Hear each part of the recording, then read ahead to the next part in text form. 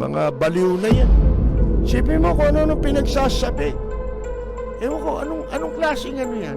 Kayo nga magsabi sa akin. Ano ba pwedeng itawag dyan? Rapid fire!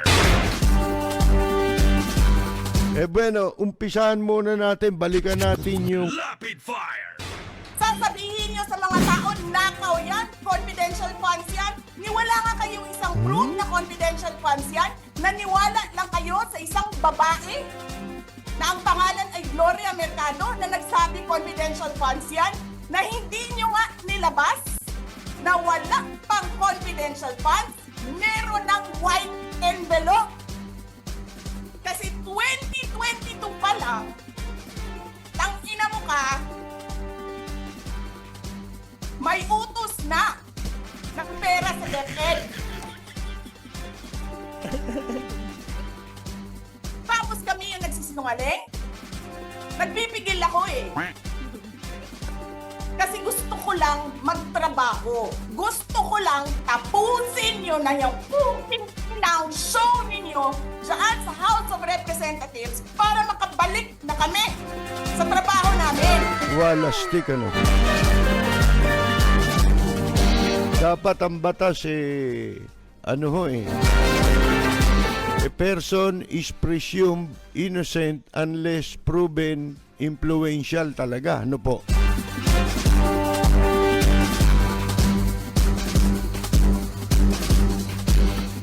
Bueno, yan po ilan sa mga pag-uusapan natin. Meron pa tayong mga magagandang balita rito, mga kaibigan, pero ang malungkot, sa ibang bansa po yung magandang balita. Dito po pangit eh. Kasing pangit ni baka tayo sumobra. Mahirap kasi itong lagay natin ngayon eh. Ang lagay po natin ngayon ako. Nagsasasakit ang ulo ko dahil daw yan sa sa mata. Kababasa, tuwing magbabasa po ako ay magbabasa, hindi magbabasa, ha? Tuwing tayo po'y nagbabasa, inabot ng ilang oras, sumasakit na ulo natin eh. Tinanong ko ngayon, may tinanong ako ano ba akong magandang gawin para hindi sumasakit yung aking mata, ha? Ano ba diferensya? Sabi, ano yan? Stress, anya. So, anong dapat gawin pag kami stress sa mata? Sabi, ipapahinga mo yan. Ano ba pahinga ka ako? Di matutulog ka. Yun ang pahinga ng mata. Sabi ko, paano yan? Kung ako'y natulog, tapos napaniginipan ko, nagbabasa rin ako. Gagaling ba yung mata ko? Ang sakit sa ulo eh. Wala nang ginawa ito, kundi mambenga, mang-away, hindi naman kaaway, inaaway. Ano gusto niyo palabasin? Siga of the universe? Siga ng ng kalawakan eh. Pagmumurahin mo. Di ba? Lahat minura. Kala mo, may pagmamalaki. Hindi ka nga nagtatrabaho eh. Di ba? Anong klaseng official ito? Kahit konsyal, hindi mo hindi pwede maging ang isang tao, konsyal ng isang lungsod o ng bayan.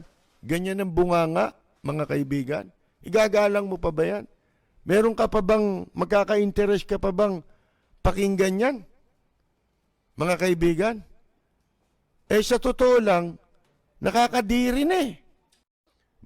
Pagbaliwang kausap mo, ganyan eh. Di ba?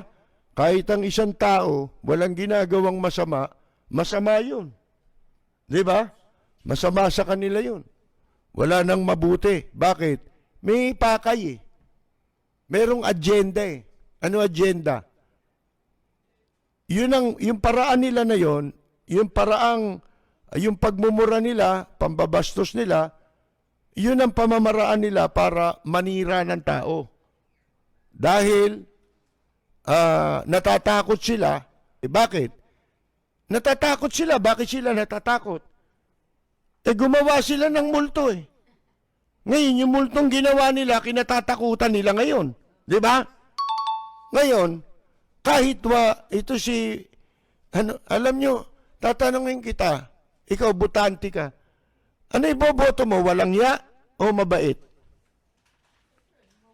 Siyempre ako sasabihin ko, gusto kong susunod na presidente mabait. Ayoko na yung ganito. Ha? Nakakadala pala ito. Nakapagsisisi.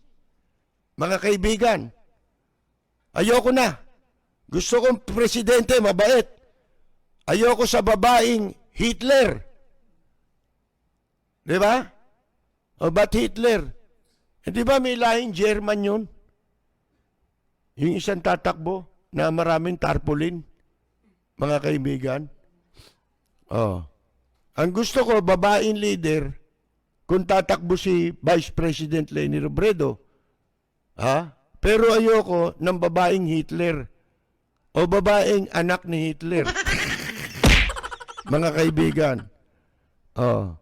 Ito, tandaan ninyo Total napag-uusapan na rin lang natin yung politika. Sa 2028 election, tandaan nyo, China ang pag-uusapan dyan.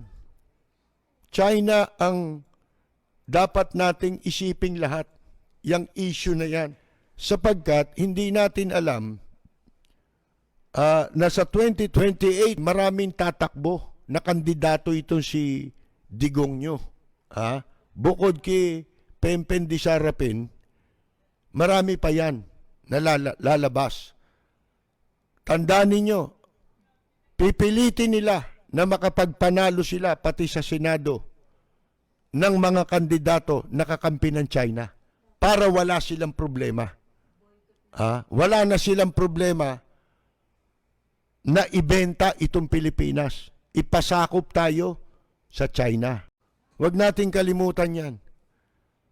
Kapag kandidato nila, siguradong pro-China yan.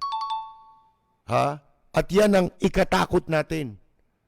Yan ang dapat nating ikabahala. Ito po si Percy Lapid. Maraming salamat at magandang yumaga! Hari Mantika Rockway.